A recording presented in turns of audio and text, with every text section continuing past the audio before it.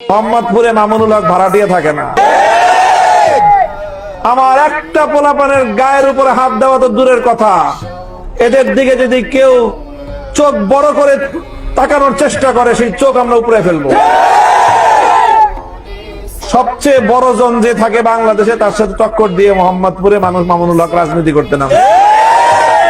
চুনোপুটি কারোর সাথে মামুনুল হকের টক্কর লাগে নাই। টক্কর লাগছে তো লাগছে বাংলাদেশের নাম্বার 1 পার্সনের সাথে। 3 বছর টক্কর করছে মামুনের সাথে। মামুনুল হকের সাথে টক্কর লাগার পরে এখন মামুনুল হক মোহাম্মদপুরে আছে, বাংলাদেশে আছে, যে টক্কর দিয়েছিল সে নাই।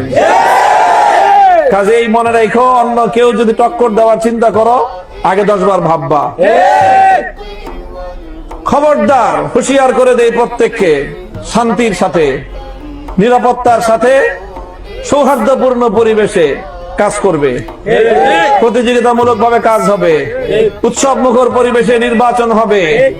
হুমকি ধমকির দিন শেষ, পেশি শক্তি আর মাস্তানি করার দিন শেষ। এখানে কোনো মাস্তানির জায়গা মোহাম্মদপুর থাকবে না। কারো যদি মাস্তানি করতে মনে চায় অন্য কোনো নিরাপদ এলাকা বেছে নিতে পারে। মোহাম্মদপুর মাস্তানি শূন্য, চাঁদাবাজি শূন্য এবং মাদক শূন্য মোহাম্মদপুর হবে।